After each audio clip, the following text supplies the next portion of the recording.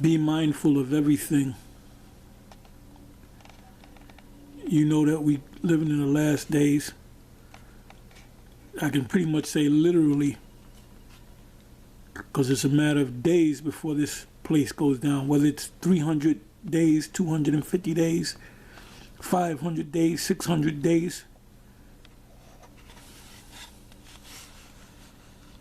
Keep your eyes open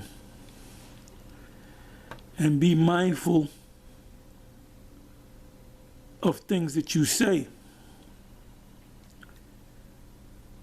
As far as the scriptures are concerned, when you do your videos, you know, Esau is looking for any excuse to strike your video and take down your page. And when they give you a strike, you can't put up videos for whatever, how many months, 3 months or whatever. So they're watching us, they're watching everybody on the web. They're coming down hard on the web. So you know, basically just teach the scriptures. When you teach, go into the scriptures.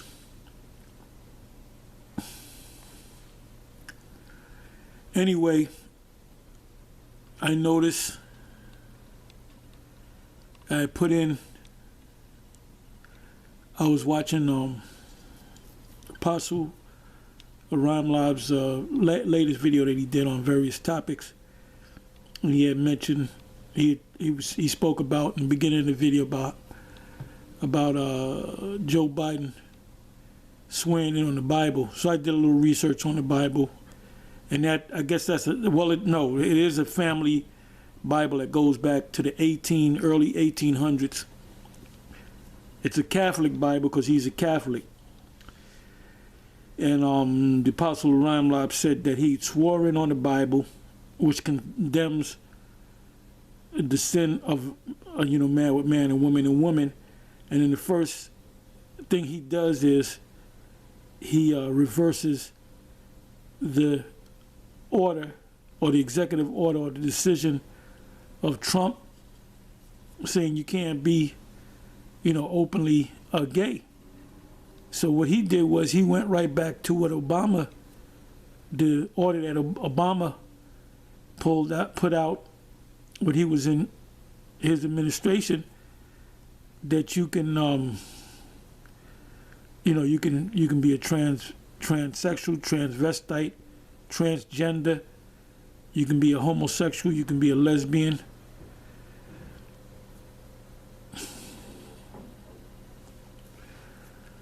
It shows you a lot about Obama and this guy Biden to bring something like that back, where you can openly be those things, which is clearly against the scriptures. The scriptures speak about woe to the hypocritical nation. This is a hypocritical nation. And that's why it's going to be destroyed. Anyway, I said, let me go and see what Bible did Kamala Harris swear in on. And this is what I found out. Oh, she's definitely an insider. They're both insiders. You got this guy, Joe Biden, which he's been a career politician for almost 50 years, for more years than a lot of you were even born. So, you go up the ranks from state senator or community worker to mayor to governor to senator and he's going up the ranks. He's going up the ranks. Oh, he was the one that made the statement back in 2005, before Obama came into office. He told Justice Roberts, and that's all over YouTube. If you put in Biden, Justice Roberts, and the microchip or whatever, you put those combination of words in, and you get a whole bunch of clips of about a minute long, minute and change long, of him saying that you will rule on whether people can receive. I forget exactly how he said it, word for word, but he said you will rule as to whether people will get chips. And I believe he said in their heads, in their brains, brain chips, which is a fulfillment of Revelation chapter 13, the mark of the beast. And so when we here at Great Millstone, the leadership, and then the brothers down the line, saw that, we already identified that with they already know. So we're talking about 2005. And then he told Justice Roberts that before your tenure is over, before you retire or die, because a Supreme Court justice is a justice until they retire or drop dead. So they're justice for life. So he said in his lifetime that he's going to rule on that. And it was Joe Biden that said that. As a senator, clearly an insider. But anyway, you got Kamala Harris, which is married to a so-called Jew. So you know how she feels about Jake Men. I mean, Barack Obama couldn't get away with that. If he had an Edomite wife, man, the black women, come against him quick. But ain't no so-called black women that I heard of have criticized her for, dealing with a so-called white man. But when a brother does it, it's a problem. And you men out there, you deal with these women. You know what women I'm talking about. They're the enemy, man. They're the straight up enemy. Anyway, I believe that's her husband holding the book for her to swear in on. And it looks like two Bibles, but they're saying that it was a purse on top of the brown Bible, as you can see in the picture, and this is what it says.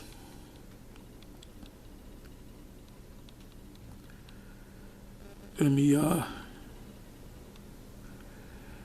and if I remember, I'll leave the link in the description box. It says the claim. Hold up. Okay, fact check. Vice President Kamala Harris used two Bibles when she was sworn in. Okay, it looks like two Bibles, a black one on top of a brown one. So I don't know if she actually used two Bibles, but this is what it said. That's why you got to watch everything. You got to watch the key words, things that these people say, and what do they mean when they say it, because they speak in code. To the general public, they're hearing words, everyday words, but when these people speak, they speak in code, man. When they make these movies based upon conspiracies, they're telling you in the movie that we're planning on doing this and we're planning on doing that. And the average person, American, watches it like it's entertainment. Excuse me. We here at Great Millstone, from the leadership on down, when we go watch a movie, we decipher or extrapolate, pull out what we think might be hidden codes in the movie. And see, Jake doesn't do that. Jake doesn't do that. So it says, the claim Vice President Kamala Harris did not place her hand on the Bible while being sworn in.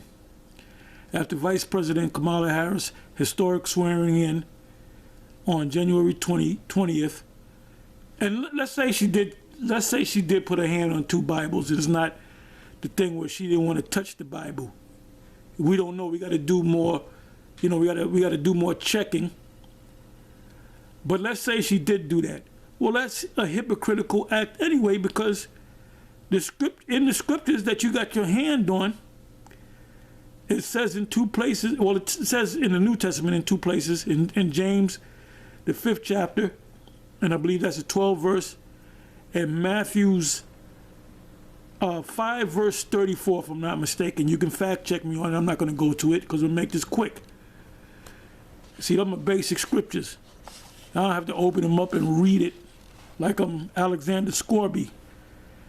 Anyway, it says after Vice President Kamala Harris' historic swearing in on January 20th, social media users started circulating claims that Harris purportedly refused to rest her hand on the Bible while taking the oath of office.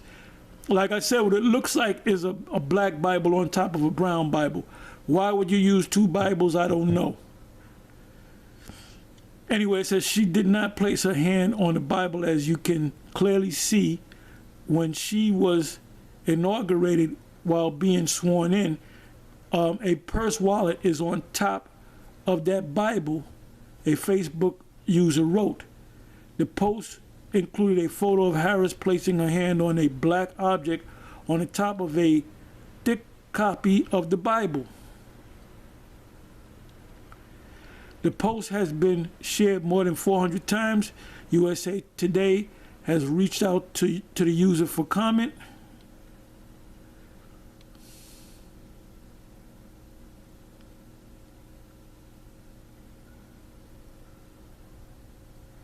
Harris uses 2 Bibles. Harris used 2 Bibles to be sworn in on January 20th, USA Today reported.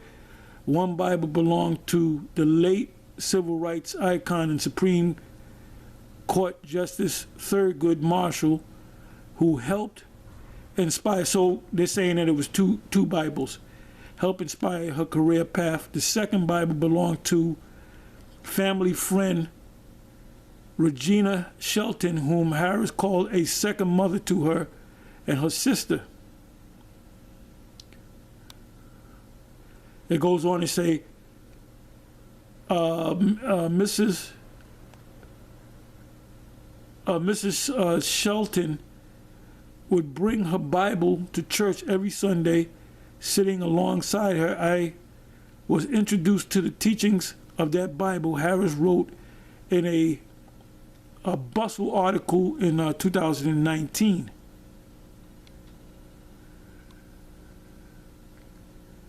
So according to the USA Today, she did actually put her hands on a Bible, 2 Bibles, one honoring Thurgood Marshall and the other honoring a woman by the name of Shelton.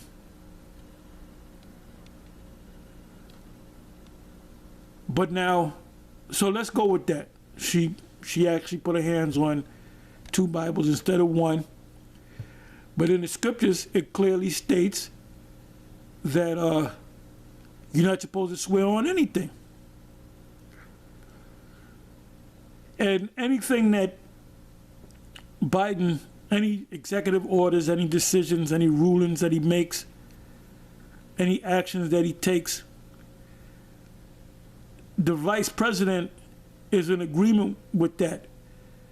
So she's also in agreement with the fact that in the military, you can be openly, gay, and you can be transgender and so forth. So, I'm just, thinking out loud. A couple of scriptures came to me. I'm not going to give you a whole list of a bunch of scriptures, but bottom line is the scriptures say watch and also pray. And you got to pray more. You got to pray more. You got to study more. You got to meditate more. You know, the scriptures say, give diligence to make that calling and election sure. And another reason why we watch and we're mindful is because we're the heralds. And when you look up the word heralds, that's another way of saying prophets.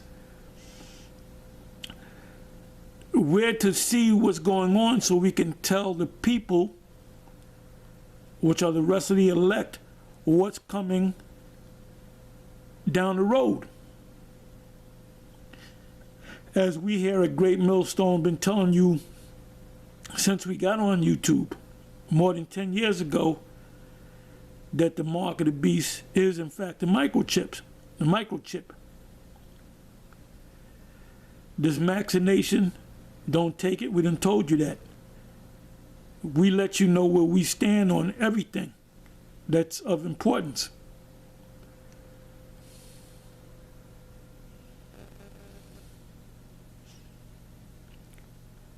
The scriptures say in Ezekiel, the 3rd chapter, warn them. Isaiah 58, starting at the first verse, says, you know, curse Jake out.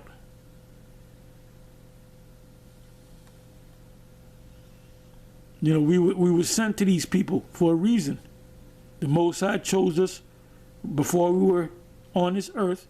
He chose us in the spiritual realm to do what we're doing right now.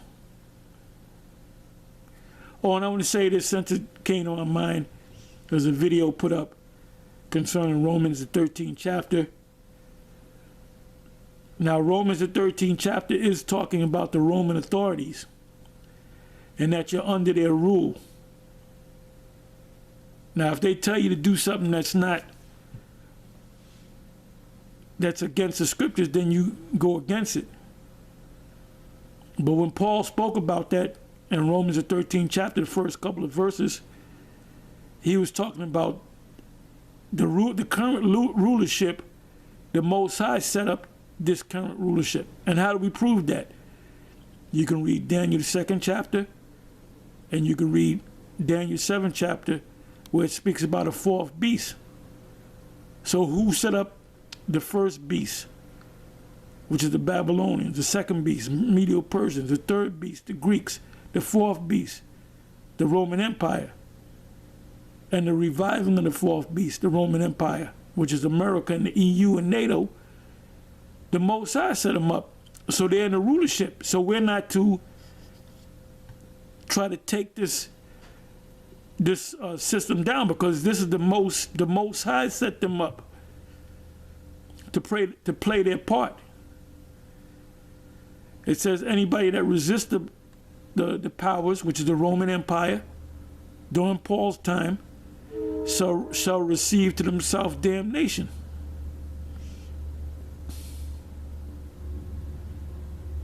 Do that which is good, and thou shalt have praise in the same.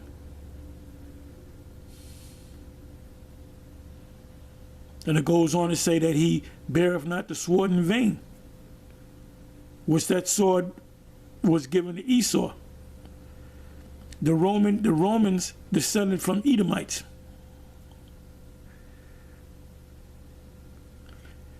Some more proof. The Apostle Paul, he went before Felix, and he went before one of the Herodians. I believe that was one of the Agrippas, who said, thou almost madest me to be a Christian, meaning a follower of Yahushua. And then ultimately he went into the ears of the Caesar at that time, which was Nero. Now we know who Nero is, or should be. And it was Nero that condemned Peter and Paul and the rest of the 12, except for John, because the Most High preserved his life so he can receive the revelations on the Isle of Patmos. Now what happened was the Apostle Paul made a statement that his departure draweth nigh, meaning he was going to die, because we're going to sentence you So he obeyed it. He was found guilty in the eyes of the Roman authorities, and he was found guilty of sedition. The Apostle Peter was found guilty of sedition. Claudius banished the Israelites in Rome because they were guilty of sedition. They were calling for the place to be destroyed. Because when we're saying that there's going to be a covenant, a world that's coming, that's sedition. But our justification is that the Most High, which is over you, is coming to destroy you. But guess what? It's still sedition, because that's how they looked at it. They looked at Paul and Peter as they're going to build up an army and then physically take down the Roman Empire. They never said that.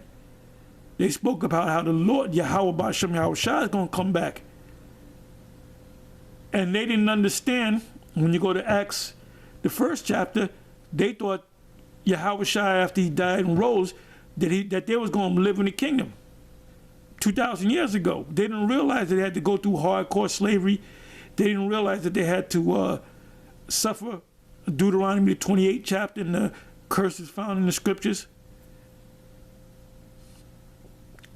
And then during that time, there was no fulfillment of the mark of the beast and the rest of the book of Revelation. See, this is why people can't get into this book, and people bug out when they try to learn this truth. A lot of people bug through the years. A lot of people bugged out. A lot of people fell out and tried to do their own thing, and some people went back into the church. Some people just went back to doing the worldly shit that they did, and some tried to set up their own thing, and they had their own Hebrew version of the Hebrew Israelite thing. But then they're like a new wine in old bottles. So what we gave them, it didn't stay within them.